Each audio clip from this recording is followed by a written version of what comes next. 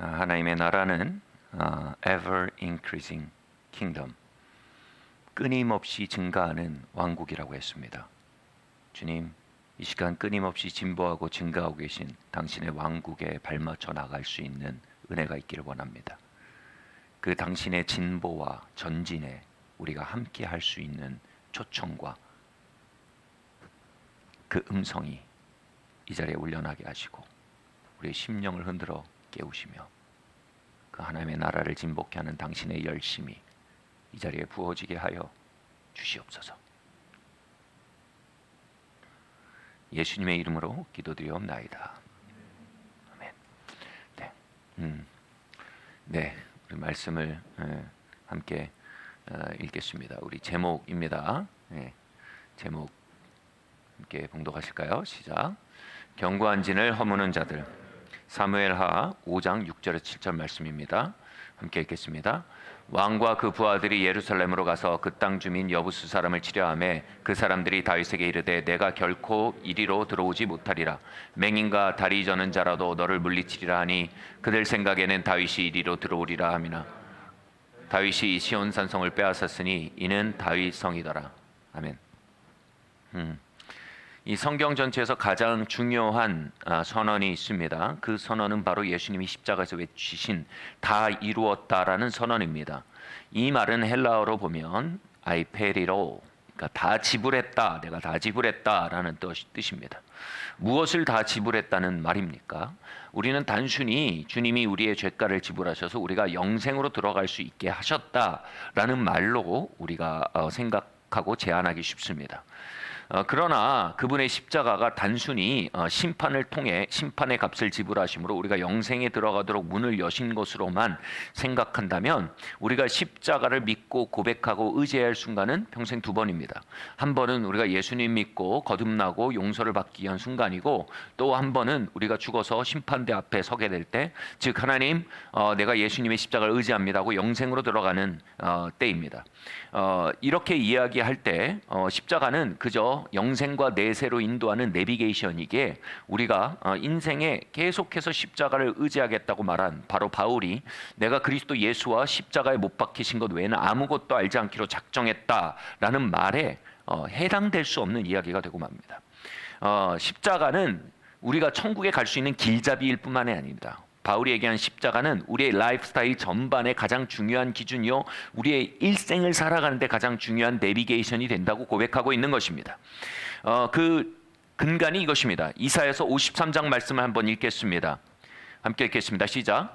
그가 찔림은 우리의 허물 때문이요 그가 상함은 우리의 죄악 때문이라. 그가 징계를 받음으로 우리는 평화를 누리고 그가 채찍에 맞음으로 우리는 나음을 입었도다. 아멘. 여기서 그가 찔림은 우리의 허물 때문이요 그가 상함은 우리의 죄악 때문이다, 이렇게 얘기했습니다. 그분이 찔리시고 상하신 것은 그 값을 지불하신 것입니다. 무엇에 대한 지불입니까? 바로 우리의 죄악과 죄와 그것에 따르는 결과에 대해서 값을 치르셨다는 겁니다.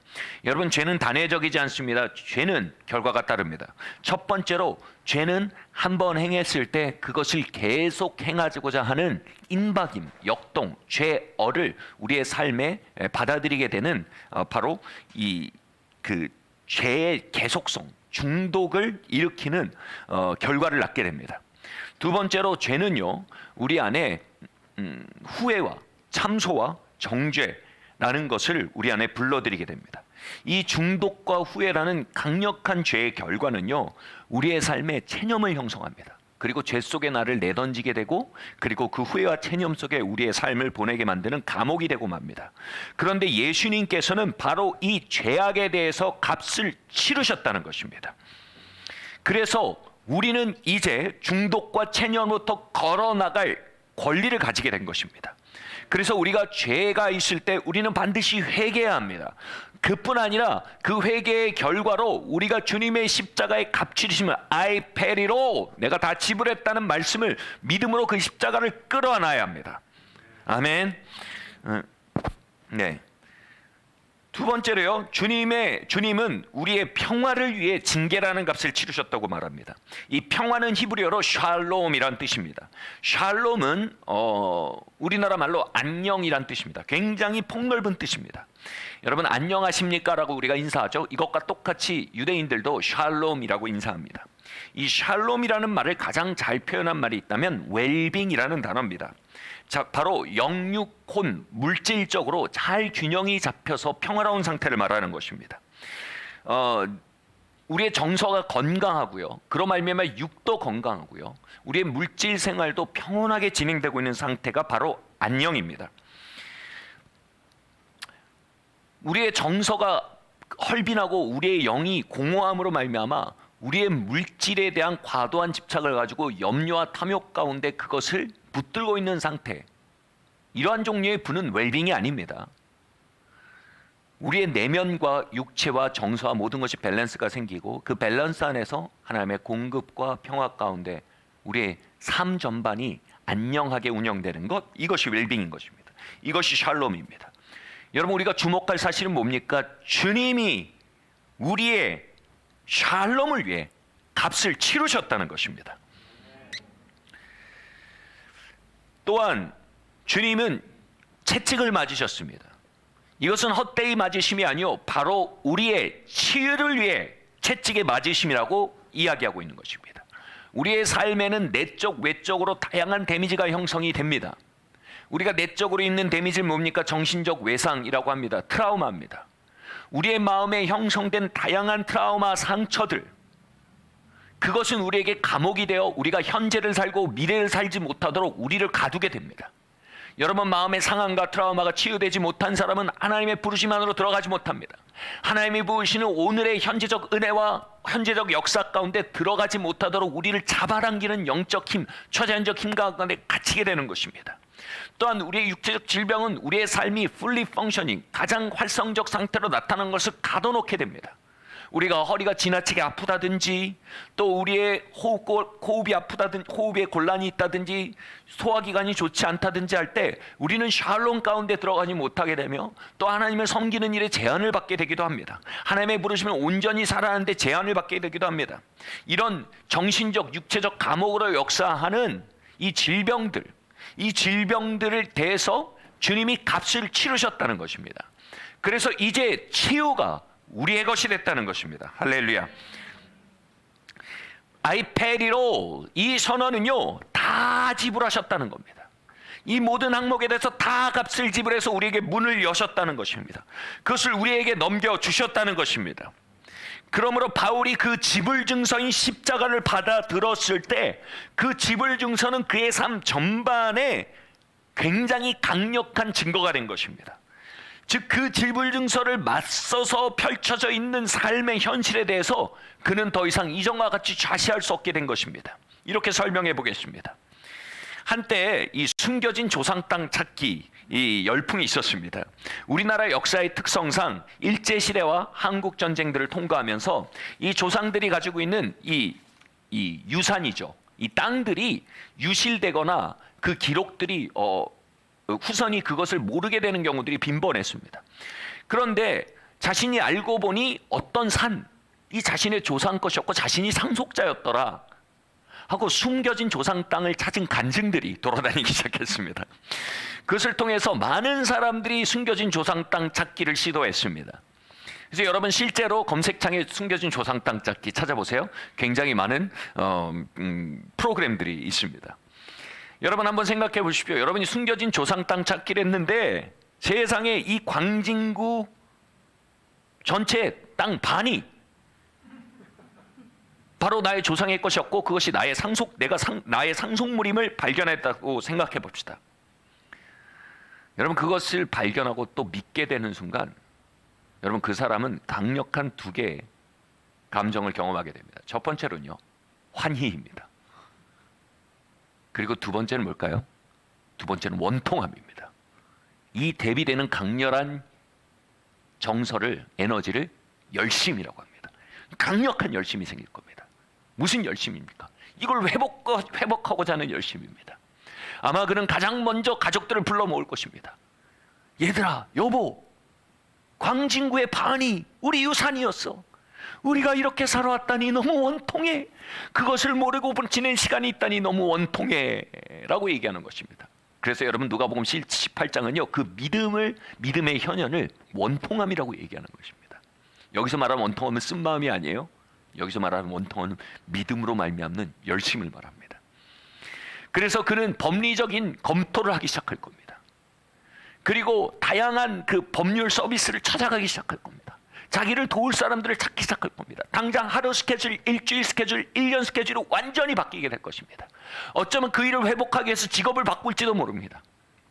바로 그 삶 전반을 완전히 바꾸어서 그것을 회복하기에 걸어나가기 시작할 것입니다. 예수님의 십자가는 우리에게 엄청난 유산을 허락했습니다. 죄와 죄가로부터의 자유를 허락했습니다. 삶의 안녕과 웰빙의 문을 열어놓았습니다. 전인적인 치유와 회복을 유산으로 남겨놓았습니다. 이것이 우리의 유업입니다. 이것이 우리의 유업인 것입니다.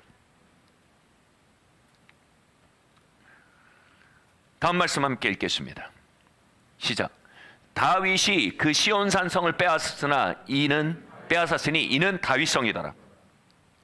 다윗이 왕이 되자마자 한 일이 있습니다. 그는 군대를 모아서 바로 시온성을 향해 돌격해 나갑니다. 예루살렘에 있는 시온성을 향해서요.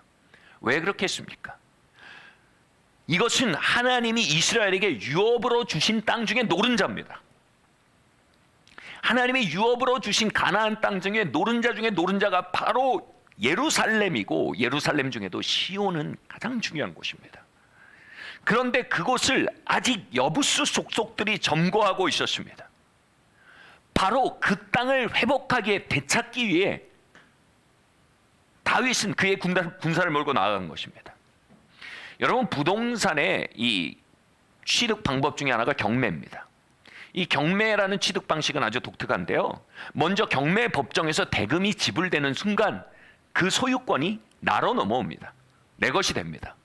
그런데 거기서 지불에 이어서 또 반드시 거쳐야 되는 절차가 있습니다. 바로 명도라는 절차입니다. 왜냐하면 경매를 붙여지기 전에 이미 점거하고 있는 사람들이 있기 때문입니다. 그래서 이 명도 절차를 진행하는데 예를 들어서 좋게 대화로 그게 풀리기도 합니다. 많은 경우 어느 정도의 보상을 하기도 합니다. 그리고 아주 드문 경우에 그 명도가 정말로 터프합니다. 잘 물러나질 않습니다. 그들의 가구를 빼지도 않고 기구를 빼지도 않고 잘 퇴거하지도 않습니다. 그러나 이 명도 과정에 일단 소유권이 넘어오고 나면 특성이 있습니다. 이 명도 과정을 집행하는 소유권자에게 대한민국 행정부 법치 능력 모든 것이 그 명도자에게 배킹하기 시작합니다. 그를 후원하기 시작합니다. 그를 지지하고 지원하기 시작합니다. 뭐가요? 대한민국 정부가요. 하나님은 여호수아 세대, 모세 세대 때에 이렇게 말씀하셨어요. 내가 가나안 땅을 너에게 주었다. 과거형입니다. 영어로 보면 have given 이렇게 되어 있습니다. 현재 완료형입니다. 그리고 뭐라고 하시냐면 그러니 너희가 나아가 그 땅을 취해라 이렇게 말씀하시는 겁니다. 즉 이것입니다. 내가 가나안 땅의 경매 대금을 다 치렀다. 그러니 너희가 가서 명도를 진행해라. 이 말이 되는 것입니다.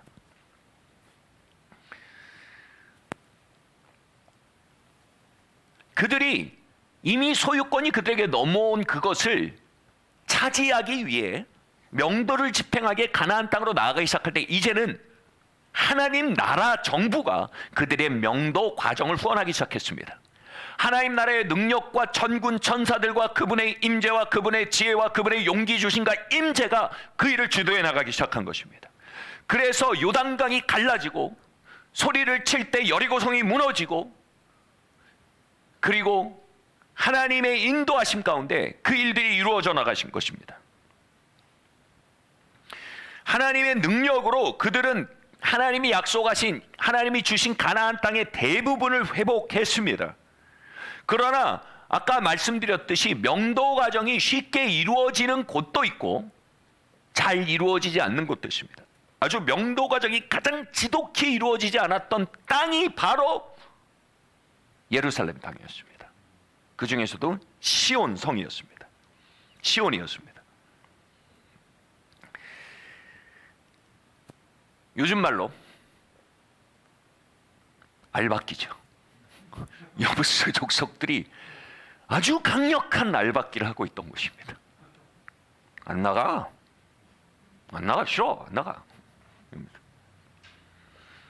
그곳에는 여부스 사람들이 여호수아 때부터 대대로 떠난 적 없이 점거하고 있었습니다. 어떻게 점거했냐면요, 그들이 이 예루살렘이라는 아주 그 요지의 땅을 점령할 뿐 아니라 거기에 이제 예루살렘의 구릉지대가 있습니다. 산이라고 불리고 있습니다. 그 구릉지대 이름이 시온입니다. 자이온. 시온산이 있습니다. 그 시온산 위에다가 산성을 지어버립니다. 여러분, 옛날에는요, 산 위에다 견고한 성을 지으면요 도대체 허물 수가 없습니다. 밑에서 위를 공격해야 되니까 아무리 압도적인 군사여도 그 성을 허물 수가 없고, 그리고 그 성 위에서는 사방이 다 보이기 때문에 어떤 군사가 쳐들어오든 다 미리 대비할 수가 있었습니다. 그래서 산성의 히브리어가 다르게 번역되면 이겁니다. 스트롱홀드, 견고한 진이라고 번역됩니다. 바로 이 시온 위에 여부스족은 견고한 진을 형성하고 알박기를 하고 있었던 것입니다.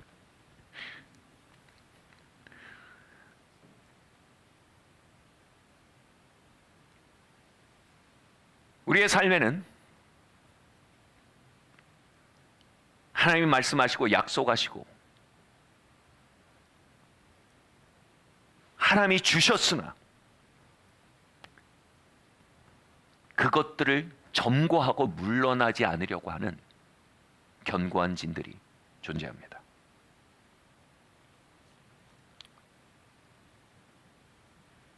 주님은 우리가 그리스도 안에 새로운 피조물이라고 선포하셨습니다.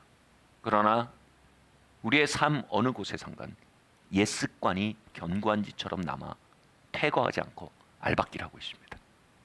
그런 의미만 너는 새로운 피조물이다라는 그 선포 앞에서요, 어떤 영역에 들어가면 받아들여지지가 않는 영역이 있습니다.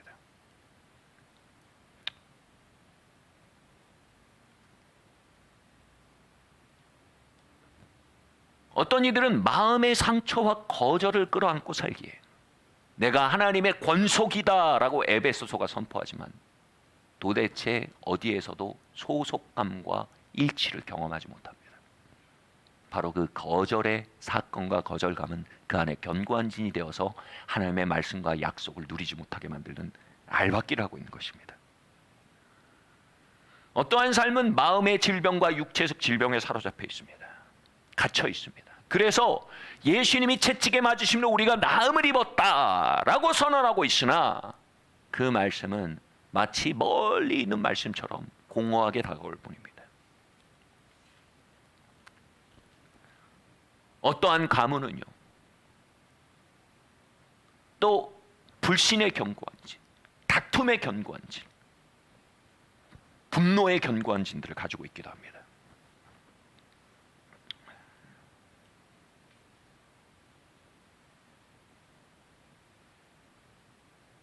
여기 앉아있는 우리 모두는요, 어느 정도의 견고한 진을 가지고 있습니다. 왜냐하면요, 주님은 십자가에서 초림해서 모든 경매대금을 다 치르셨고요, 주님의 재림까지는요 이 땅을 향한 이 명도 과정이 진행되는 시간들입니다. 주님이 오셨을 때 그 모든 값치르심이 완전히 해결될 것입니다. 그럼 우리는 뭘 해야 합니까? 우리는 우리의 견고한 성들에 대해 믿음으로 반응하기 시작해야 합니다. 믿음으로 나아가기 시작해야 합니다. 자, 견고한 성이 뭔지 먼저 좀 더 명확히 이야기하고자 합니다. 견고한 성, 견고한 진은요, 첫 번째로요, 하나님의 말씀과 약속을 냉소하게 되고 있는 영역입니다. 하나님의 말씀과 약속에 대해 차가워져 있는 영역입니다. 사무엘하 5장 6절 말씀 함께 읽겠습니다. 왕과 그 부하들이 예루살렘으로 가서 그 땅 주민 여부스 사람을 치려하며 그 사람들이 다윗에게 이르되 내가 결코 이리로 들어오지 못하리라. 맹인과 다리 저는 자라도 너를 물리치려 하니 그들 생각에는 다윗이 이리로 들어오지 못하리라 함이니라. 여부스족은요, 대대로 시온산을 점령하고 있었습니다. 다시 말해서요, 그들이 하도 거기를 오래 점령하고 있어서 하나님의 백성들조차 저기는 우리 거 아니야 라고 생각하고 있습니다. 하나님이 가나안 땅을 주셨어. 시온산은 제외하고 하나님의 약속의 예외 구역입니다. 하나님의 통치의 예외 구역입니다. 다윗이 하나님의 말씀을 믿고 그 성을 향해 군대를 몰고 나아가자 여부스 족속들이 냉소를 합니다. 우리 중에 절름발이야 소경이 나가도 너희를 패퇴시킬 수 있을 거야. 여러분, 대대로 그렇게 살아온 것입니다. 전반적으로 그 세대가 그렇게 믿고 있는 것입니다. 여러분, 이것은 보통 우리의 강력한 견고한 진이 됩니다. 반문하지도 않고 삽니다. 다윗은 거기에 대해서 말씀의 기초에 반문한 것입니다. 이거 하나님 우리한테 주셨는데 우리가 왜 머물러 있지? 난 이걸 향해 걸어 나갈 거야. 예를 들어 보겠습니다. 대대로 재정적 결핍, 공급 없음에 시달리고 있는 가문이 있다고 합시다. 할아버지도 그랬고 아버지도 그랬고 삼촌도 그렇고 나도 그렇고 형제들도 그렇고 자매들도 그렇습니다. 그 가문에 있어서 예수님이 가난케 되시면 우리를 부욕케 하려 함이니라 라는 말씀을 볼 때 고통이 일어납니다. 냉소가 일어납니다. 그리고 그 말씀이 덤덤하게 차갑기만 합니다. 견고한 진이 된 것입니다. 태어날 때부터 다니던 교회가 분열과 타락으로 깨어진 교회를 다녔다고 합시다. 그 세대의 경험이 그겁니다. 그는 교회는 그리스도의 몸이며 만물을 충만케 하는 자의 충만이란 말씀이 대체 닿질 않습니다. 그리고 사실상 그리스도의 몸된 교회에 대한 냉소와 부정적인 마음만이 가득합니다. 그의 경험 속에서 교회는 실제 골칫거리고 눈물의 씨앗입니다. 질병의 속수무책으로 살아온 사람이 있다고 합시다. 30년 동안 반문할 수도 없을 정도로 그 질병 가운데 살았습니다. 그리고 그것이 그의 삶을 가두고 있었습니다. 그런데 그에게 예수님이 채찍에 맞으심으로 나음을 입었습니다 라는 이사야서 53장 말씀은요, 고통과 냉랭함을 불러일으키는 말씀일 뿐입니다. 바로 견고한 진은요, 말씀이 아닌 현실의 성 위에서 조롱하고 있는 여부스 족속들의 목소리가 웅변하고 있는 영역입니다. 두 번째로요, 세상적인 가치관과 생각이 고정되어 있는 영역입니다. 고린도후서 10장 5절 말씀은요, 4절에서 5절 말씀은 견고한 진을 이것이라고 말했습니다. 모든 이론을 무너뜨리며 하나님 아는 것을 대적하여 높아진 생각이라고 했습니다. 바로 하나님의 말씀과 그분의 임재를 저항하고 대항하는 종류의 모든 이론과 사상을 말하는 것이, 그것이 견고한 진의 골조라는 것입니다, 여러분.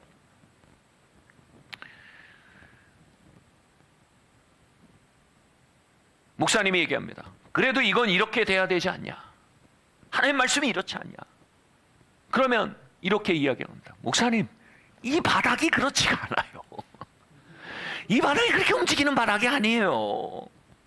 바꿔 말해요. 이 바닥은 말씀이 역사 안 하는 바닥입니다. 제가 군대를 아주 늦게 갔어요. 심지어는 결혼하고 왔습니다. 29살 때 갔는데, 제가 군대 가니까 병장이 저 24살이더라고요. 저를 형이라고 불렀어요. 병장이 어느 날 얘기합니다. 제가 결혼까지 한 거니까, 형, 이렇게 드라마를 보다가 결혼한 게 드라마에 나왔거든요. 형, 결혼하려면 얼마나 있어야 돼요? 한 5천 있어야 돼요? 아니, 한 1억은 있어야 되죠? 그랬어요. 병장님, 좋은 사람 있으시면 끌지 않고 가는 겁니다. 그러니까 에이, 그래도 한 5천은 있어야죠. 제가 결혼할 때 제 월급이 파트타임 전도사에서 30만 원이었습니다. 그리고 얘기했어요.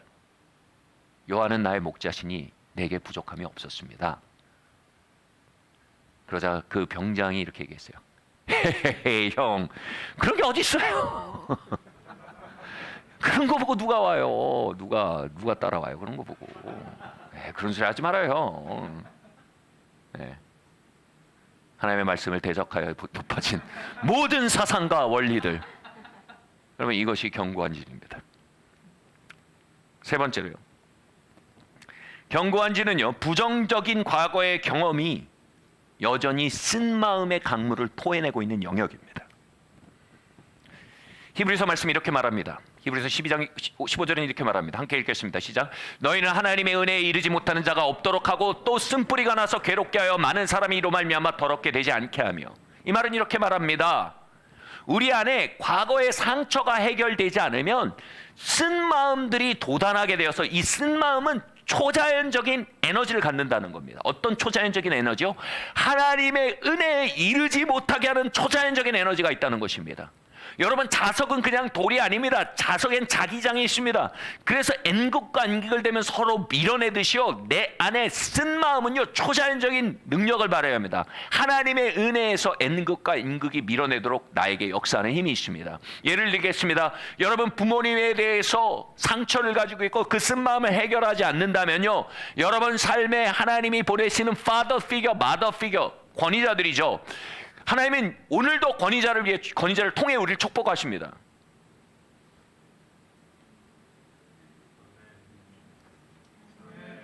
네, 아멘. 하나님은 여전히 권위자들에게 기름 부어 우리를 축복하십니다. 그런데요, 하나님이 나의 삶을 은혜를 주시기 위해서 기름 부어서 보내신 권위자들과 N극과 N극이 밀리는 것처럼 초자연적으로 어긋납니다. 여러분이 교회 생활에도 상처를 가지고 있고 그 상처가 쓴 마음을 토해내고 있는 한 여러분의 삶을 회복하게 하나님이 기름 부어 세우신 그리스도의 몸과 교회와 N극과 N극이 밀어내듯이요, 초자연적으로 어긋납니다. 좀 은혜가 터질라 하면 어긋납니다. 은혜가 임할라 하는 예배가 딱 열려지려고 하면 초자연적으로 알고 삐뚤어져 갑니다. 은혜가 임하는 셀에 초자연적으로 비껴져 나갑니다. 여러분, 이걸 뭐라고요? 가벼이 보지 말고 조심하라고 했습니다. 아, 목사님, 나는 의지력이 있는 사람이에요. 그런 거 나에게 그렇게 별로 무효합니다. 이게 뭐예요? 쓴마음이 가진 초자연적인 힘의 앞에서 교만한 겁니다. 그걸 과소평가하지 말라는 것입니다. 여러분 안에 쓴마음이 있다면 반드시 그것을 해결해야 여러분이 오늘 나에게 보시는 회복과 은혜와 능력과 화해할 수 있다는 것입니다. 아멘. 견고한 성은요, 네 번째로요,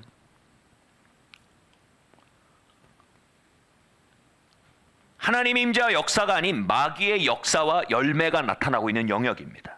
누가복음 11장 24절 25절에서 이렇게 말하고 있습니다. 이에 가서 저보다 더 악한 귀신 7을 데리고 들어가서 가니 그 사람의 나중 형편이 전보다 더 심하게 됩니다.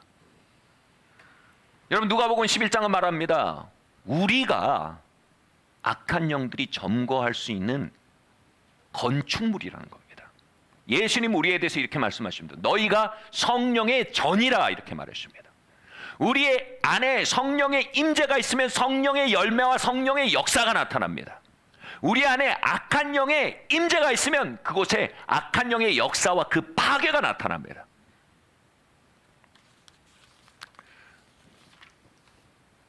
우리가 하나님의 말씀을 냉소하고 차가워져 있는 그 삶의 영역을 가지고 있고요, 그것이 과거의 고통의 경험으로 인해 쓴마음을 뿜어내고 있는 영역이고요, 그로 말미암아서 하나님의 말씀에 대해서 냉소할 뿐 아니라 거절하고 믿지 않고 있는 영역이 있고요, 그렇다면 그 영역은요, 그대로 남겨지지 않습니다. 바로 악한 영이 점거하는 견고한 진이 되는 것입니다. 악한 영이 그것을 점거하면 파괴와 불경건의 역사들이 나타나기 시작합니다. 예수님이 이렇게 말씀하셨습니다. 선한 목자가 오는 것은 양으로 생명을 얻고 더욱 풍성히 얻게 하려 함이니라. 도적이 온 것은 죽이고 도적질하고 빼앗으려 함이니라. 여러분, 견고한 지는 도적의 임재가 있는 곳입니다. 죽이는 역사가 있습니다. 압제의 역사가 있습니다. 강탈의 역사가 있습니다. 사망이 꽃을 피는 영역이 되는 것입니다. 여러분, 생명이 풍성해지기보다 사망의 역사, 약탈의 역사, 억압의 역사가 반복되는 영역이 있습니까? 쓴마음의 열매와 패배가 반복되는 영역이 있습니까? 여러분, 이 아까 말씀드린 예수님의 선한 목자와 도적에 대한 말씀으로 우리는 식별해 보아야 합니다. 혹시 우리의 삶에 견고한 진이 세워져 있지 않습니까? 여부수 족속들이 점거하고 있지 않습니까? 다시 말씀드리지만 우리는 모두 어느 정도의 견고한 진을 가지고 있습니다. 이제 그것을 어떻게 다루냐가 중요한 것입니다. 다음 말씀만 보겠습니다. 다윗은 그 견고한 진에 대해서 어떻게 다루어진지 우리에게 아주 좋은 모델을 보여줍니다. 함께 읽겠습니다. 시작. 다윗은 그 블레셋 사람의 머리를 예루살렘으로 가져가고 갑주는 자기 장막에 두니라. 다윗은 소년 시절의 이야기입니다. 이 소년 시절에 다윗이 형님들이 군대에 가 있는데 전장에 나가서 싸우고 있는데 아버지가 다윗에게 도시락을 줘서 심부름을 시킵니다. 놀라운 심부름이죠. 형님들 도시락을 들고 쫄래쫄래 10대 때 전장에 갔는데 그 전장에서 믿지 못할 광경을 목도합니다.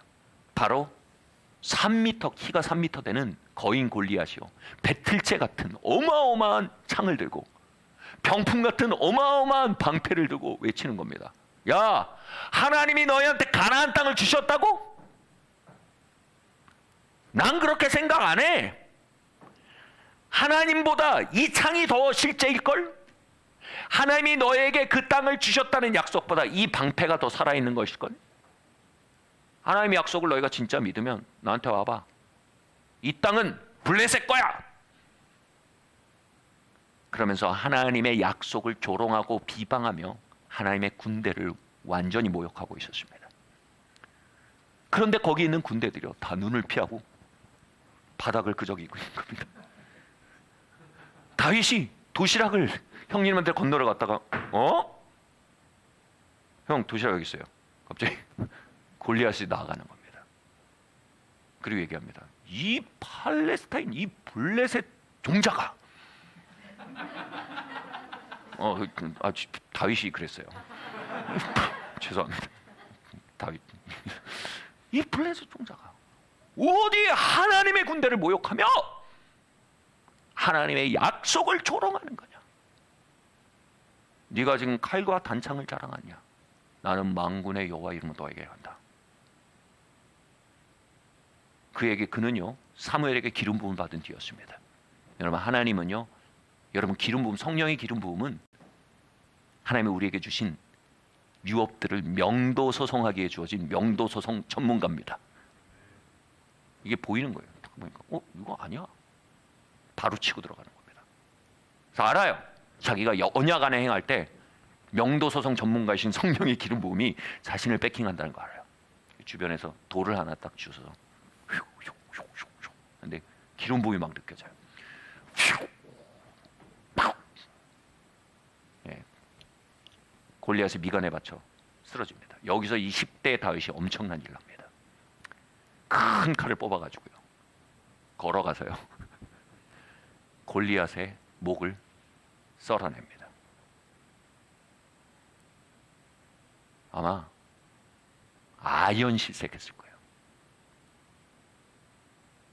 블레셋인들 저 10대 봐라.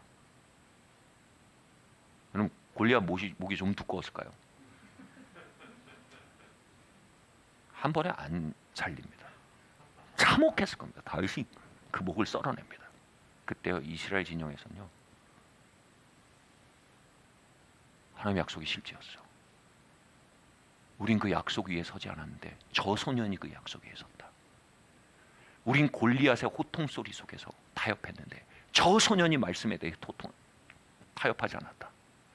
하나님이 살아계시다 하고 함성 소리가 막 났을 겁니다. 근데 다윗이요, 거기서 골리앗의 목을 썰어가지고 어떻게 했습니까? 그걸 들고 어디로 간지 아세요? 곧바로 집으로 안 가고 어떻게 해요? 예루살렘으로 갑니다. 왜 예루살렘으로 갔을까요? 바로 여부수 족속들이 골리앗처럼 외치고 있는 바로 그 땅입니다. 한 성경교사는 이렇게 말합니다. 그는 굉장히 합리적인 얘기예요. 그는 여부스 족속들이 점거하고 있던 시온산이 가장 잘 마주 보이는 높은 지대를 선택했습니다. 그리고 그 시온산에 평평한 바위를 하나 찾습니다. 시온산이 잘 보이는 그게 평평한 그 바위를 찾습니다. 그리고 거기에다 골리앗의 머리를 올려놓고요. 시온산이 정면으로 보이도록 골리앗의 눈을 맞춥니다. 여부스 족속이 걸면서 쟤 뭐야? 저 뭔데 머리가 저렇게 커? 와, 저 소년이 골리앗을 쓰러뜨렸대. 저 골리앗 머리래. 하나님의 기름 부음이 그에게 임했대. 근데 여기서 이 10대 소년이 골리앗의 머리에 이렇게 팔을 올려놓고 이렇게 합니다.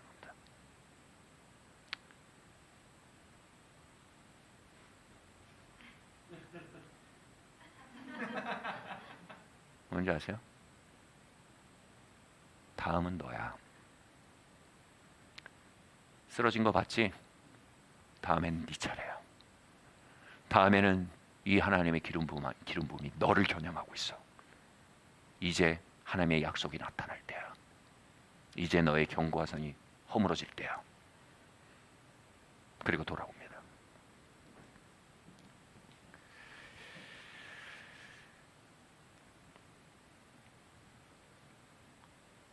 이것을 볼 때요, 사울이 이야기를 듣고 아연실색을 합니다. 야, 쟤 누구야?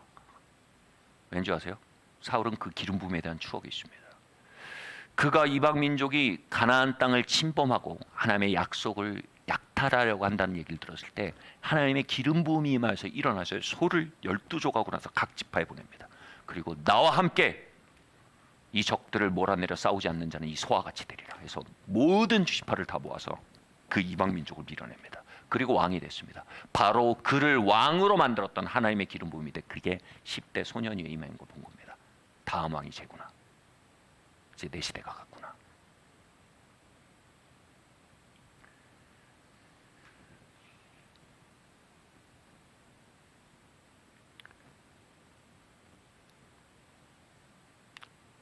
여러분, 여러분의 개인의 삶에도, 여러분의 가정에도, 여러분의 내면에도, 여러분의 미래에도 견고한 성들이 있을 것입니다.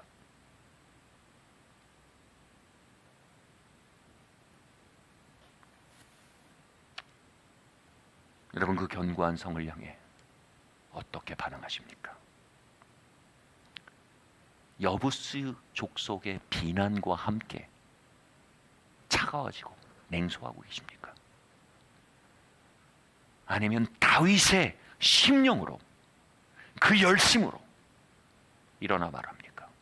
다음은 너야.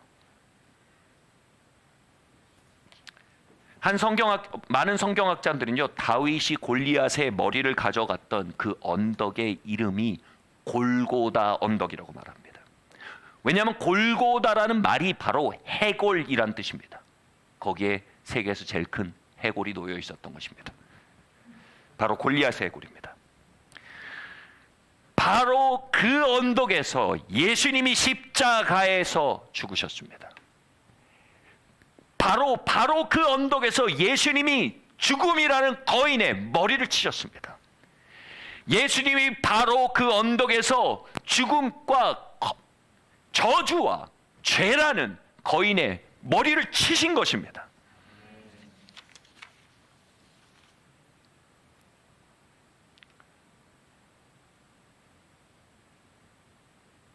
주님의 십자가는 골고다 언덕에서, 그리고 주님을 죽음에서 일으키신 그 부활의 능력은 골고다 언덕에서 이 시간 견고한 성을 대면하고 있습니다. 다음은 너야. 내가 죽음에서 일어났어. 죽음의 머리가 여기 있어. 저주의 머리가 여기 있어. 죄의 머리가 여기 있어. 다음은 너야.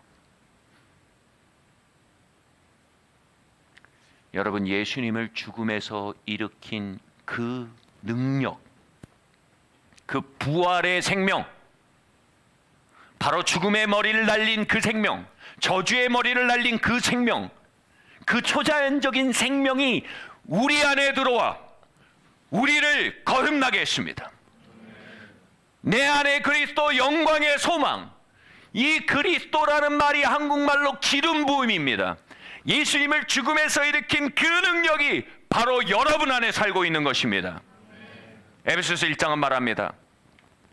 함께 읽겠습니다. 시작. 그 힘의 위력으로 역사하심을 따라 믿는 우리에게 베푸신 능력의 지극히 크심이 어떠한 것을 너희로 알게 하기를 구하노라.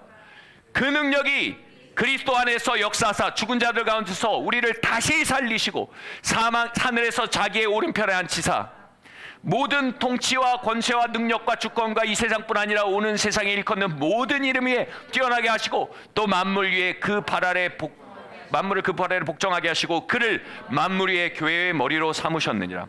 예, 그 능력이 예수님을 일으켰고요. 그 능력이 우리에게 베풀어졌다는 겁니다. 그리고 그 능력이 우리를 살렸다는 겁니다. 여러분, 모든 중생한 사람들의 중심에는요, 바로 그 기름 부음이 들어 있습니다. 요한일서는 말합니다. 너희 안에 있는 기름 부음이 너희를 가르치고 있다. 우리 안에 있는 기름 부음은 우리 안에 말하고 있습니다. 우리 안에 있는 기름 부음은 그 골고다 위에서 견고한 진을 가르치며 다음은 너다라고 말하고 있습니다. 이제 우리는 여부수 족속과 함께 말하며 여부수 족속과 함께 생각하며 식어져 가던 마음을 돌이켜야 합니다. 그리고 우리 안에 일어나서, 할렐루야, 골고다에서 일어나서 그분이 행하고자 하시는 일들을 열정으로 말씀하고 계신 그리스도의 영과 함께 말해야 합니다. 우리 같이 소리를 높여 말합시다. 다음은 너야. 내 안에 그리스도께서 사신다.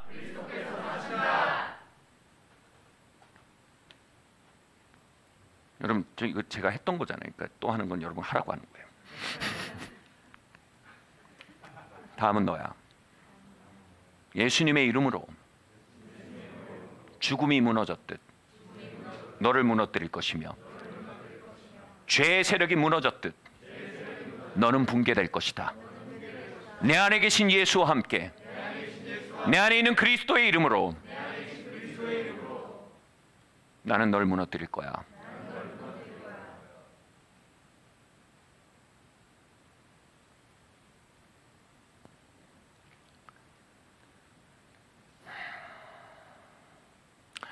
예수님이 어떻게 죽음이라는 견고한 성을, 죽음과 죄와 저주라는 3단 콤보로 지어진 이 견고한 성을 어떻게 무너뜨리셨습니까? 주님은요, 이 죽음이란 견고한 성을 허물기 위해서요, 아버지한테 전해서 아버지, 천군 천사 20개 대대를 보내셔서 저 성을 사정없이 폭격해 주십시오. 그래서 막 폭격기 나르고 막 초토화돼서 예수님이 이렇게 걸어 들어가지 않으셨습니다. 어떤 예수님의 사역은 선포만으로 그 악의 세력들을 붕괴시킬 수 있는 영역이 있었습니다. 근데 견고한 성은 그렇지 않습니다. 견고한 성을 허물기 위해서는요, 예수님은 어떻게 하셨습니까? 모든 것들을 다 벗어버리고요, 그 죽음 아래로 기어 들어가셨습니다. 그 견고한 성 안으로 기어 들어가셨습니다. 그분은 죽음을 파하기 위해 죽음 안으로 들어가셨습니다. 그분은 지옥을 파하기 위해 음부 안으로 들어가셨습니다.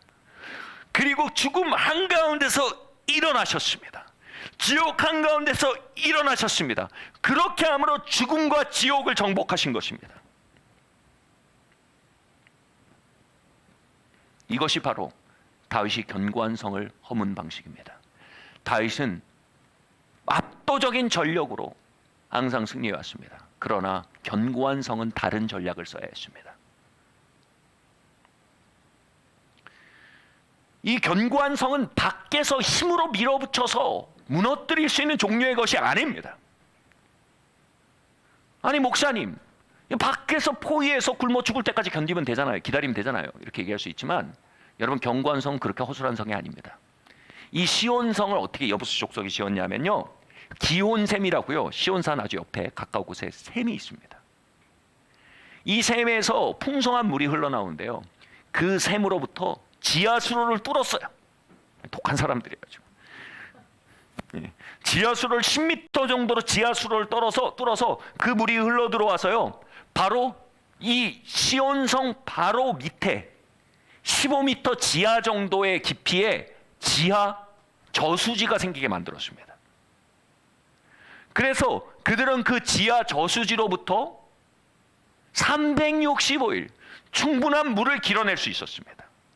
이게 뭘 의미합니까? 그들은 성 안에서 농사도 지었고요, 그들은 성 안에서 양도 키우고 닭도 키우고 가축도 키웠던 것입니다. 다시 말해, 아무리 많은 군사가 와서 밖에서 북치고 장구치고 해도 그 안에서 농사 짓고 소 키우고 밭 갈고 살았던 겁니다. 수백 년 동안요. 다윗이 수백 명의 군대, 수천 명의 군대, 수만 명의 군대를 몰고 와도 하나도 다를 게 없었습니다. 그래서 얘기한 겁니다. 수고가 많다. 우리 중에 전륜발이나 소경이 가도 너희를 밀어낼 수 있어.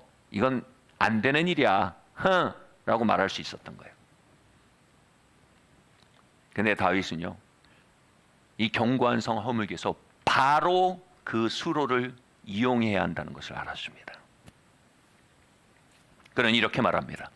누구든지 그 수로를 통과해 우물을 기어 올라가서 성 중앙에서 일어나서 나와 그 강철 대문을 열어젖히는 자가 있다면 그가 군대 장관이 된다. 이렇게 선언한 것입니다.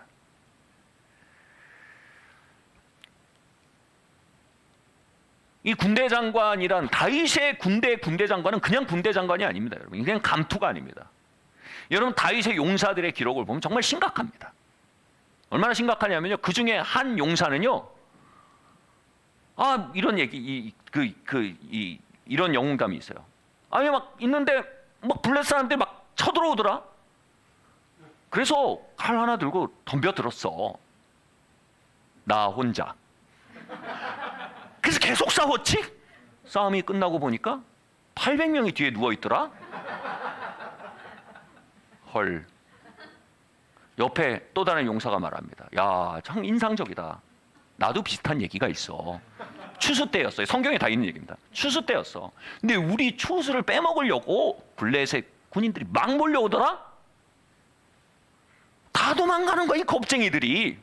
그 내가 쟁기를 내려놓고 칼을 찾았어. 그리고 칼을 들고 해 떴는데 계속 싸우기 시작했는데 해가 지더라.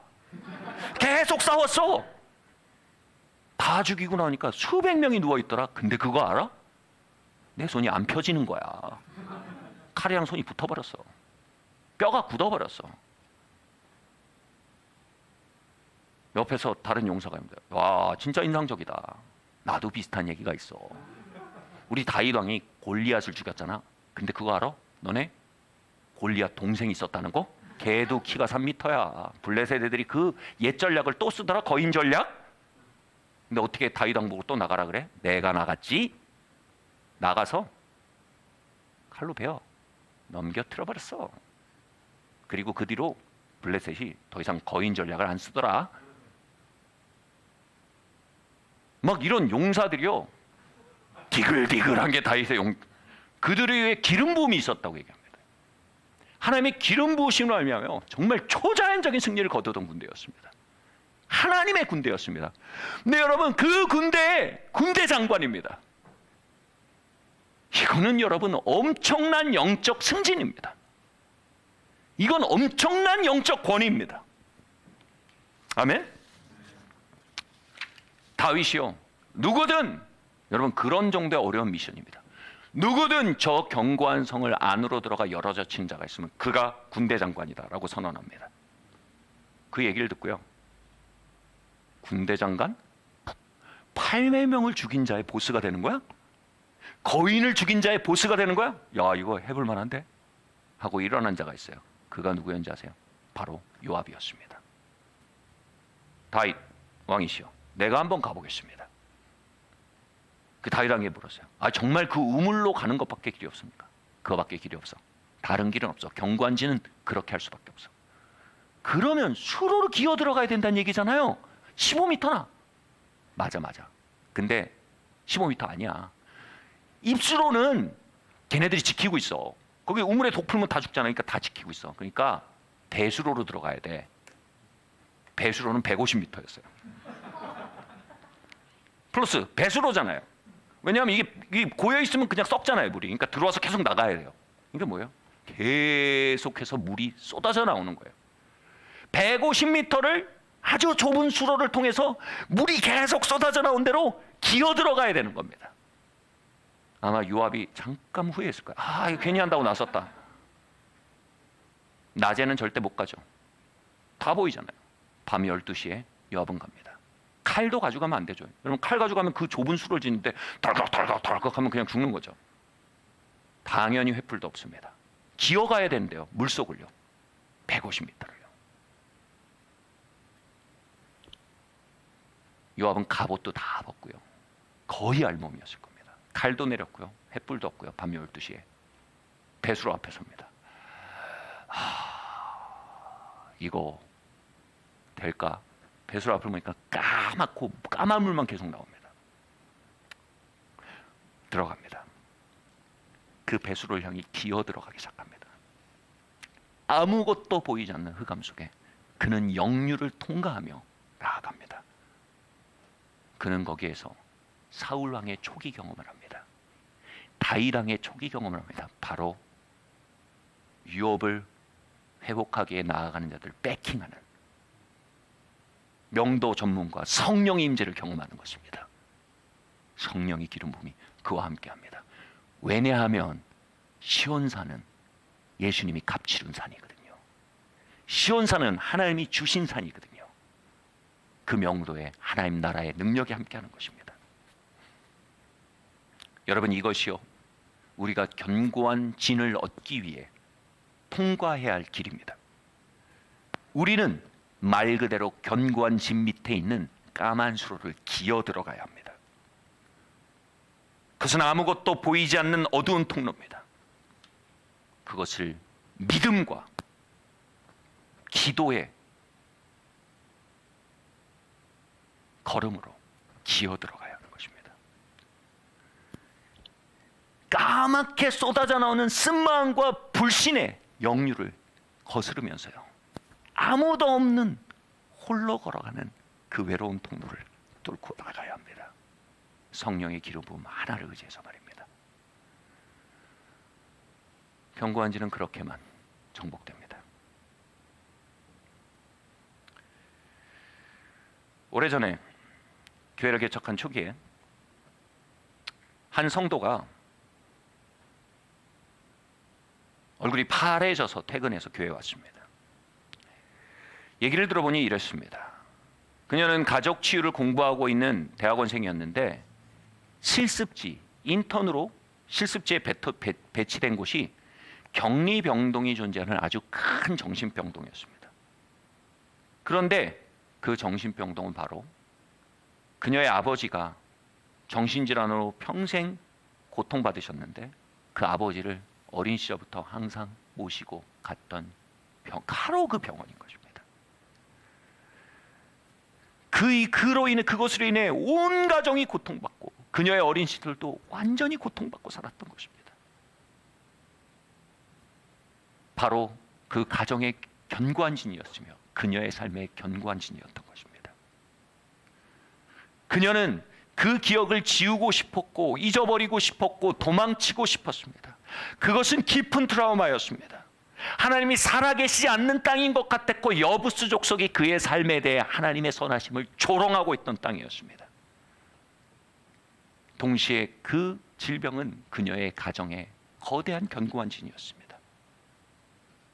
그런데 우연이라기엔 너무 잔인해요. 그 성도가 이렇게 말했습니다. 어떻게 하나님이 나를 그곳으로 인턴을 보내실 수 있습니까?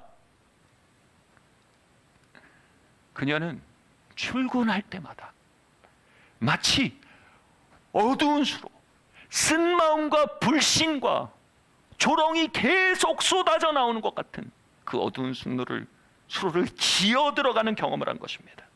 그 역류를 거슬러 들어가며 어둠 속에 기는 경험을 한 것입니다. 함께 기도하며 우린 놀라운 감동을 받았습니다. 이런 감동이 밀려왔습니다.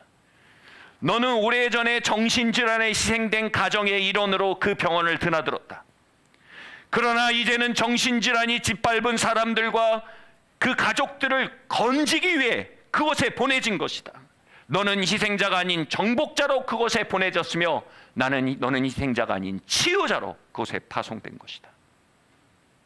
그녀는 그 시간을 통해 그 견고한 진의 수로를 통과해냈습니다. 그리고 정신질환으로 고통받는 가족 치료에 대한 논문을 썼는데요. 그 논문은 엄청난 극찬을 받게 된 논문이 되었습니다. 그리고 그녀 안에는요, 수많은 사람을 치유하고 트라우마를 어루만지고 자유케 하는 치료자의 권능이 그녀 안에 형성된 것입니다. 그래서 지금 그녀는 이 교회에서요, 내적 치유 사역자로 사역하고 있습니다. 여러분 삶의 견고한 진에 긴 지하수로 입구에 서 계십니까? 또는 그 수로를, 까만 수로를 역류 속에 기어가고 계십니까? 누가 알겠는가? 그 외로움 속에 나아가고 계십니까? 믿음 때문에, 성령님 때문에 그 속에 예배하며 고백하며 걸어가고 계십니까? 하나님의 아들도 죽음의 견고한 선을 정복하기 위해 그 견고한 성 지하수로를 기어 들어가셨다는 걸 기억하십시오. 우리 주님이 앞서가신 길입니다. 그 기름 부음이 우리를 그곳으로 인도하고 있다는 것을 기억하셔야 합니다. 우리는 희생자로 그곳을 기는 것이 아니요, 우리는 정복자보다 더 나은 자로 그곳으로 초청받고 있음을 기억해야 하는 것입니다.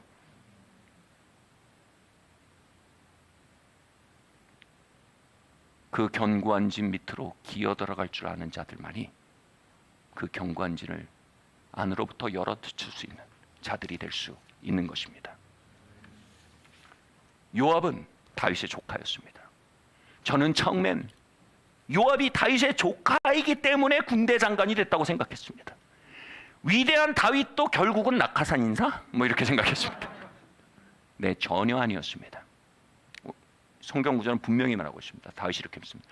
누구든지 그 수로로 기어 들어가 그 역류를 통과하고 그 우물을 기어오른 자, 그리고 그 철문을 안에서 열어버린 자, 그가 군대 장관이 될 것이다. 누구든지.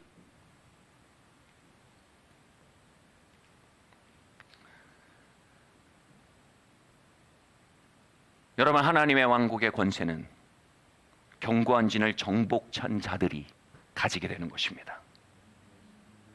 권세는 선물이 아닙니다.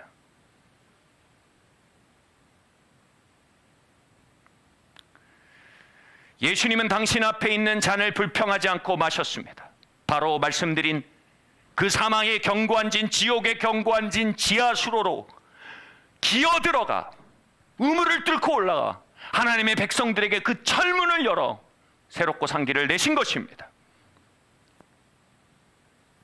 그렇게 그분은 왕 중의 왕이 되신 것입니다. 하나님의 아들이니까 왕 중에 대한 게 아닙니다. 성경은 명확하게 얘기합니다. 죽음을 이김으로, 이긴 자가 됨으로 왕 중의 왕이 되셨습니다.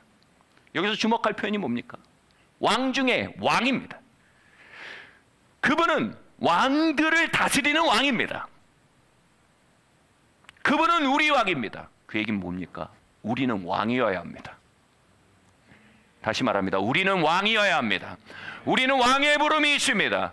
우리에겐 준비된 보좌들이 있습니다. 준비된 권세들이 있습니다. 왕자는 선물로 앉는 게 아닙니다. 왕자는 낙하산으로 앉는 게 아닙니다. 왕자는 승리의 전적으로 앉는 겁니다. 다윗은 조카여서, 요압은 조카여서 장관이 된 게 아닙니다. 요압은 그 견고한 선을 정복했기에 장관의 자리에 앉은 것입니다. 여러분의 삶의 견고한 진, 그 밑에 좁고 까만 수로는 한치의 오차 없이 말씀드립니다. 그것은 여러분의 왕좌로 가는 유일한 길입니다.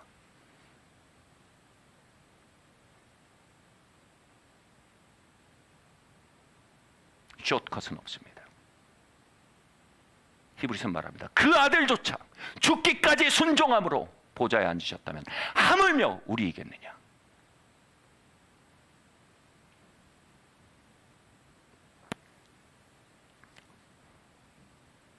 요한계시록은 이렇게 말합니다. 함께 읽겠습니다. 시작. 이기는 그에게는 내가 내 보좌와 함께 앉게 하여 주기를 내가 이기고 아버지 보좌에 함께 앉은 것과 같이 하리라. 내가 이겼듯 너도 이겨라. 나를 이기게 한 그리스도 기름 부음, 그 기름 부음이 성령이 네 안에 공급될 것이다. 그러니 그것 의지해 너도 그 수로로 기어들어가. 그 어둠을 통과하고 그 우물을 기어올라. 그 견고한 성의 문을 열어버리라. 우리는 하나님의 공급과 물질적인 역사들을 일으키는 물권을 원합니다. 그러나 가나안의 견고한 성, 그 밑에 난 수로를 믿음으로 기는 것은 싫어합니다. 우리는 마음의 질병과 육체의 질병을 다스리는 치유의 권세를 원합니다. 그러나 마음과 육체의 질병의 견고한 성, 그 밑을 믿음으로 기어들어가는 지하 수로는 싫어합니다. 우리는 좋은 관계들이 맺혀지고 좋은 사람들을 만나고 또 사람들에게 아름다운 영향력을 미치는 인권을 원합니다. 그러나 우리는 거절의 견고한 진, 핍박의 견고한 진 밑에 있는 그 하수도 밑을 믿음으로 기어들어가는 것은 싫어합니다. 예수께서는 앞에 있는 즐거움, 죽음을 다스리는 보좌를 기뻐함으로 잠깐의 수치, 바로 죽임당하심과 지옥을 기어 통과하셨습니다. 그리고 우리의 왕이 되셨습니다. 그리고 우리를 우리 각자의 보좌로 초청하고 계십니다. 십자가를 통해서요. 할렐루야. 요압은 그 어두운 수로를 기고 기어서 마침내 위에서 공기가 내려오는 걸 경험합니다. 아, 우물에 도달했구나. 이제 그는 수직 상승할 때입니다. 15m를 기어 올라갑니다. 그리고 우물에서 새벽 2시쯤 아마 나왔을까요? 모두가 자고 있을 때 문으로 나갑니다. 수백 년 동안 한 번도 열린 적 없던 강철 대문은 그루묵혀집니다. 그리고 빗장을 열고 대문을 열어젖힙니다. 그러자 그 대문 주변에 매복하고 있던 수천의 이스라엘 군사가 함성을 외치며 노도와 같이 몇 세대에 거쳐 한 번도 허물어지지 않은 그 견고한 진 안으로 밀려 들어옵니다. 아마 그 견고한 진의 사령관이 부관에게 말했을 겁니다. 이게 무슨 일인가? 잠옷 입고 일어나서 막 외칩니다. 그럼 부관이 이렇게 얘기했을 겁니다. 용서해 주십시오, 이 표현에 대해서. 장군, 정말 어느 미친놈이 배수관을 들고 왔습니다. 이 미친놈이 우물을 기어 올랐습니다.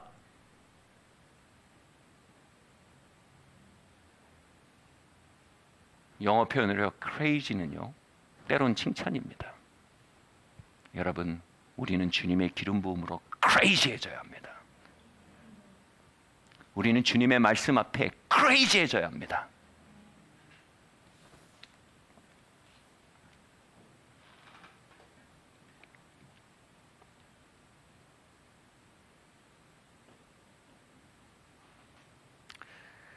엄청난 부흥의 사람으로 섬기던 캐서린 쿨만이라는 여종이 있습니다.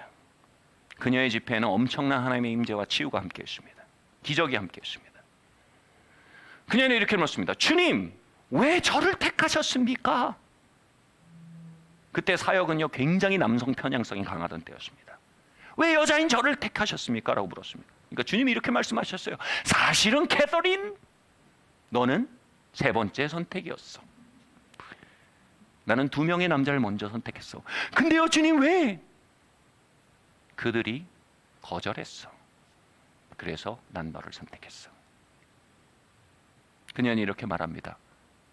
그 엄청난 부흥이 나타나고 임재가 나타나고 기적이 나타난 집회를 하기 위해서 이렇게 말해요. 저는 한 번에 하나님의 역사가 있는 집회를 위해서 수십 번 죽습니다. 이 말은 뭘까요? 사람들은요 그 집회에서 사람들에게 임재의 문을 열어젖히고 치유의 문을 열어젖히고 기적의 문을 열어젖히는 영웅적인 캐서린을 봅니다. 그러나 그녀는 그것을 열어젖히기에 수십 번 수백 번 그 지하 수로를 역류를 거슬러 기어들어가야 했다는 것입니다. 핍박을 통과하고요, 불신을 통과하고요, 조롱을 통과하고요, 오해를 넘어서서요 믿음과 성령 안에 역류를 타고 걸어갔다는 것입니다. 앞에 있던 두 남자는요 아마 그랬던 겁니다. 2m 기어들어가다 이게 뭐 하는 짓이야, 주님 딴 사람 찾아보세요 하고 후퇴했던 것입니다.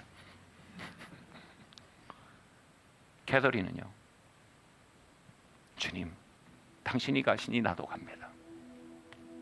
주님 이 끝에 상승이 있는 줄 믿습니다. 주님 이 끝에 승리가 있음을 믿습니다. 십자가만이 승리로 가는 길임을 믿습니다 하고 끝까지 들어간 첫 사람이었던 것입니다. 여러분의 견고한 성 앞에 여러분 겁장이로 남기 원하십니까? 챔피언으로 남기 원하십니까? 여러분의 견고한 성은 하나님이 여러분을 챔피언으로 부르시는 장임을 믿으십니까? 아마 주님의 심판대에서 그 남자 2명에게 이렇게 하나님 호명했을지 몰라요. 겁쟁이 누구누구나 나오거라. 후퇴자 누구누구는 나오거라. 챔피언 캐서린 나오거라.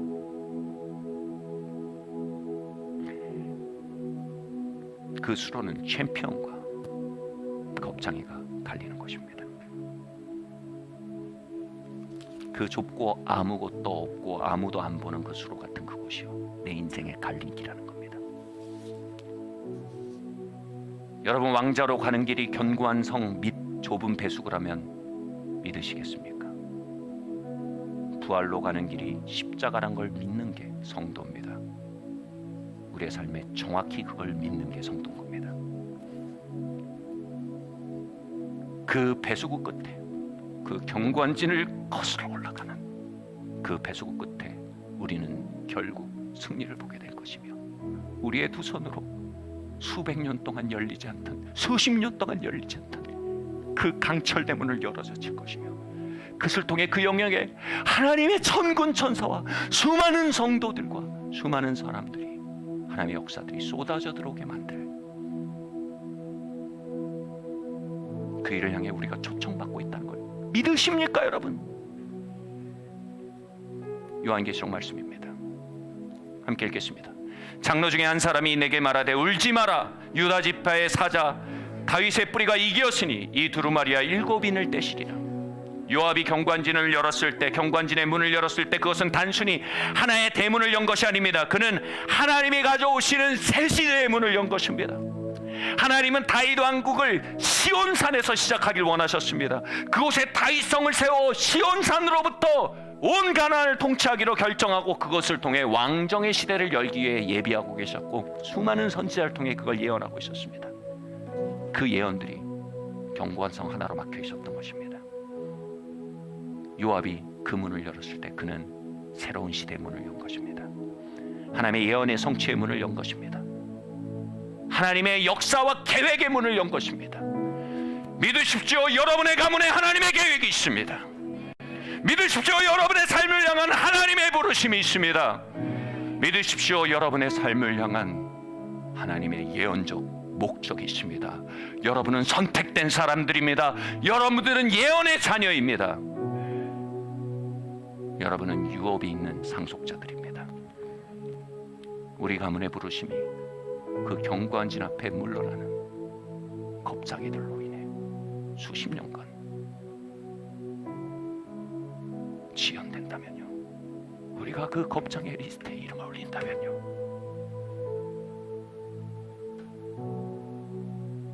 우리는 황폐해버린 예루살렘을 우리 후손에게 물려줄 것입니다.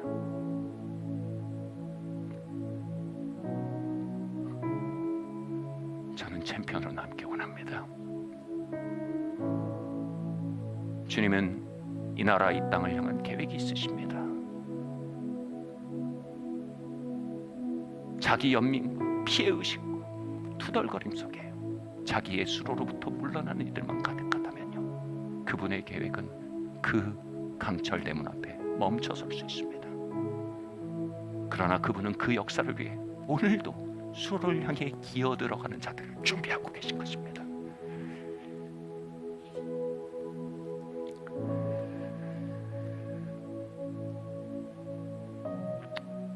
이 말씀은 말합니다.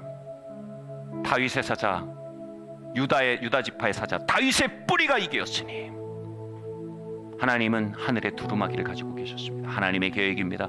하나님 펼쳐가실 새 시대입니다. 하나님이 일으키실 새 부대의 교회입니다. 하나님이 일으키실 가문의 새로운 역사들입니다. 그런데 그것이 인이 닫혀 열려지지 않는 것입니다. 나를 통해 나타난 하나님의 새로운 차원의 역사들입니다. 하나님의 예언적 계획들입니다. 그것이 닫혀졌습니다. 누가 열 수 있다고요? 이긴 자가 연다는 것입니다. 내 삶의 견고한 진, 그것을 안에서 열어젖힌 자, 그 수로를 통과한 자, 그들은 마침내 그들의 삶을 향한, 가문을 향한, 하나님의 나라를 향한 그 인을 떼는 그 자리에 서게 되는 것입니다.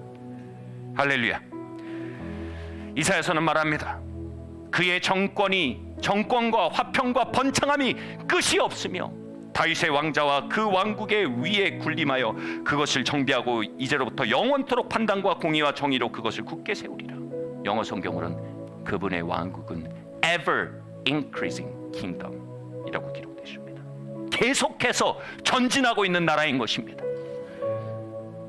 십자가에서 승리한 그분의 영은요, 오늘도 우리 안에 임하여서 우리를 하여금 나아가게 합니다. 어떻게요? 골고다 위에 서서 시온성을 바라보게 합니다. 그리고 여부수 족속들에게 이렇게 말하게 합니다. 다음은 너야. 예수님이 죽음을 이겼어. 그분이 수로를 통과해 이기셨어. 그를 이기게 하신 영이 이제 내 안에 살아. 이제 내가 내 수로로 걸어 들어갈 거야. 그리고 이제 나를 통해 주님께서 이 성을 열어주시게 할 거야. 다음은 너야. 하나님의 나라는 그렇게 ever increasing, 계속해서 전진해 나갑니다. 여러분 혹시 여러분의 견고한 진 앞에서 여부수 족속과 함께 말하고 있었다면 돌이키십시오. 이제 골고다로 올라오십시오. 거기서 거인의 해골을 짚으십시오. 그리고 이제 그리스도의 영과 함께 말하며 그리스도의 영과 함께 걸으며 그리스도의 영과 함께 행함으로 오늘 주님의 십자가와 부활을 나타내십시오.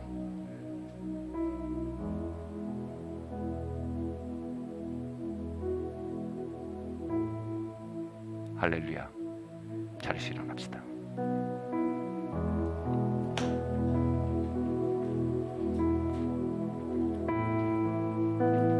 할렐루야 주님. 할렐루야 주님.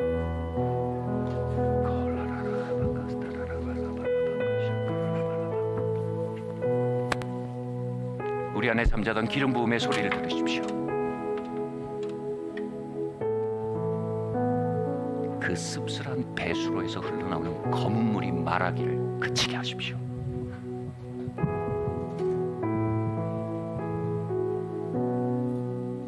함께 말합시다. 하나님 아버지,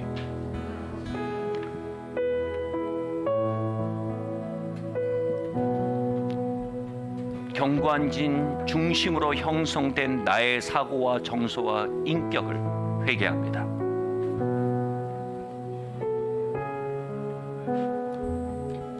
나의 언어를 회개합니다. 골고다 위로 돌아옵니다.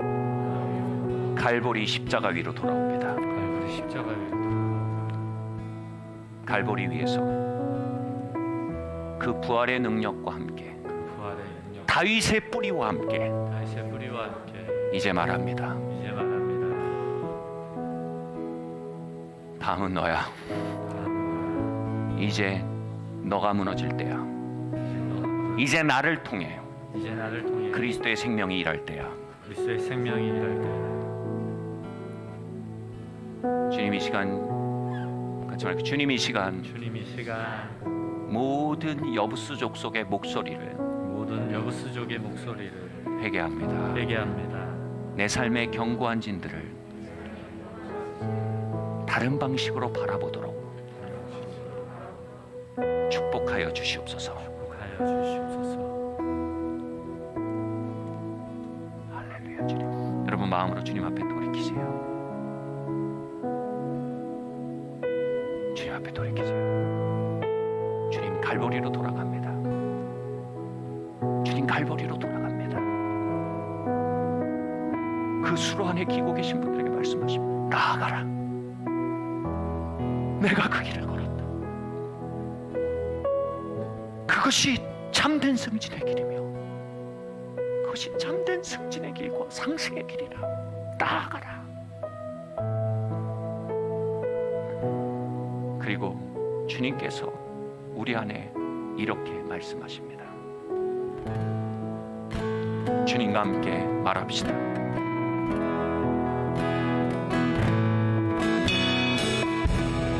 두려운 마음 가진 자여 놀라지 말라.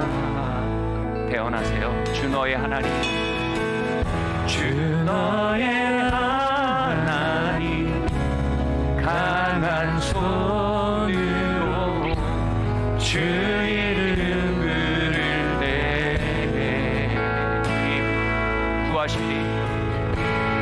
주님 구하시리. 우리 자신에게 대언합시다. 상한 마음 가진 자여, 상한 마음 가진 자여 낭만치 말라. 예, 주 너의 하나님, 주 너의 하나님 사랑의 발로 주 이름 부를 때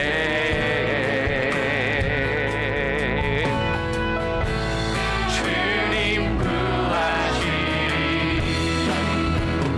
주 오셔서 구하시리. 주 오셔서 구원하시리. 약한 자들에게 강한 능력으로 주 오셔서 여러분 목소리를 높이세요. 그 수로가 울리게 하세요. 주 오셔서, 주 오셔서 주 오셔서 주 오셔서 그 여부수의 소롱이 잠잠해지게 하세요. 눈을 들어보라. 회복의 능력을 주 오셔서, 주 오셔서 주 오셔서 구하시는 오셔서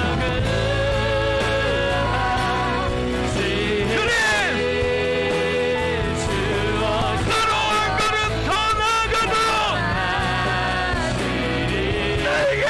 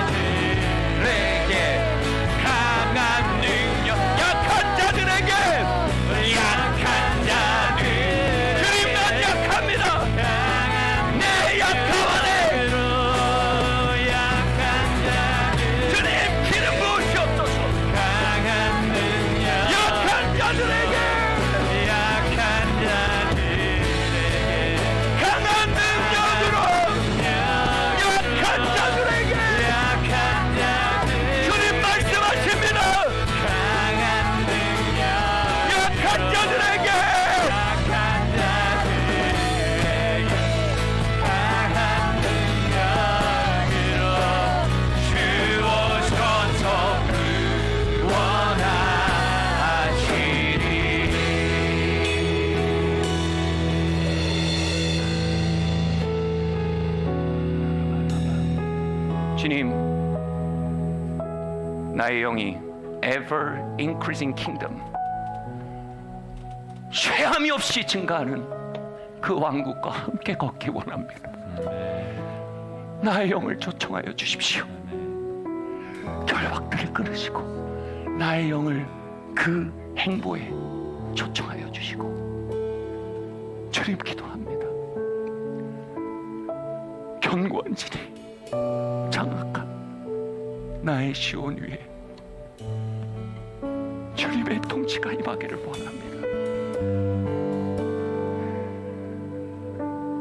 당신의 ever increasing kingdom이 그 시온의 언덕에 영광의 새벽을 가져오길 원합니다. 이제 여부수의 조롱과 함께 말하던 입술을 바꾸어 주님의 왕국의 약속과 그 영광을 말하고 선포합니다. 나의 어두운 수로를 이 고백으로 가득 채웁니다.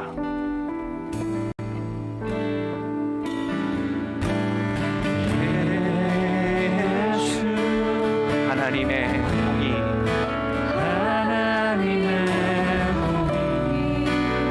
주 독생자 그의 나라 임하시네. 오늘입니다. 바로 그 땅입니다.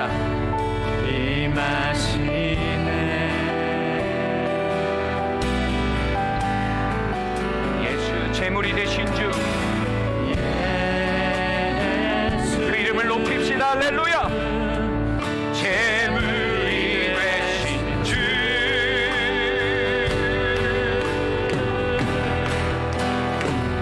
영광 중에 주의 나라 임하시네.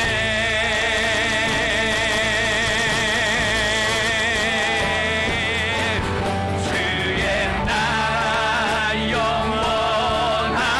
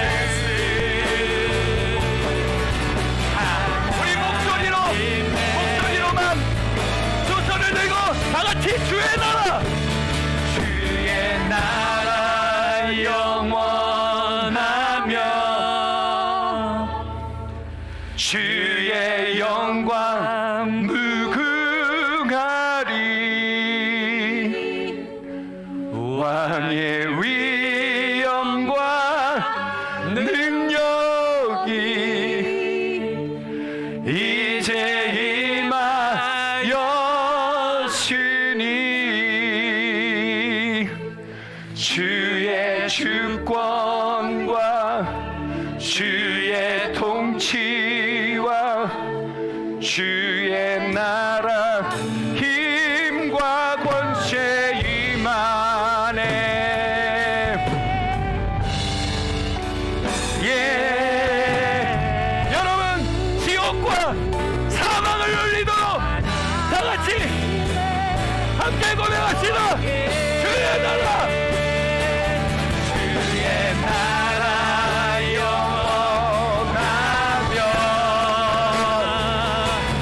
주의 영광 무궁하리. 왕의 위엄과 능력이 이제 임하여 주니 주의 주권과 주의 통치와 주의 나라 힘과 권세 주의 주권과 주의 주권과 주의 통치 여러분의 삶에 선포하세요. 여러분의 가문이 주의 주권과 주의 주권과 주의 통치와 주의 나라 이 땅의 교회들 위해 주의 주권과 주의 주권과 주의 통치와 주의 나라 힘과 권세 임하네.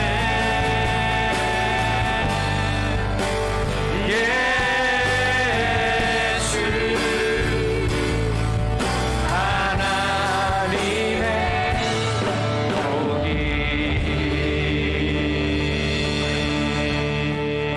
할렐루야 할렐루야 할렐루야 할렐루야. 예수 예수 예수 예수 그 기름붐이 우리 안에 삽니다.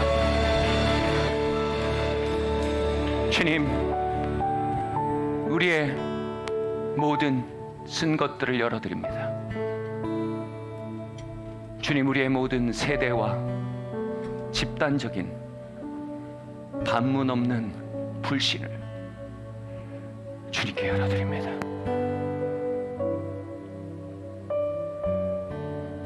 주님, 모든 말씀을 대적하여 높아진 사고와 주장들을 열어드립니다.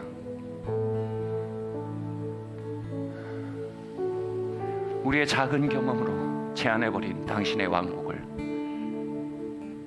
주님 풀어놓아드립니다. 그 사랑의 왕국으로 이 시간 임하시며 그 돌파의 왕국으로 이 시간 임하시옵소서.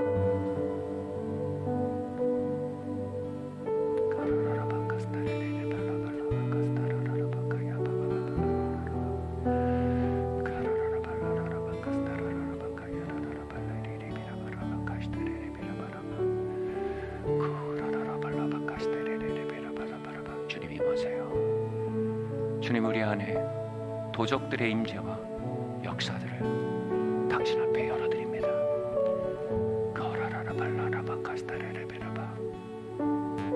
같이 말씀드려요. 주님, 오셔서 다스리세요.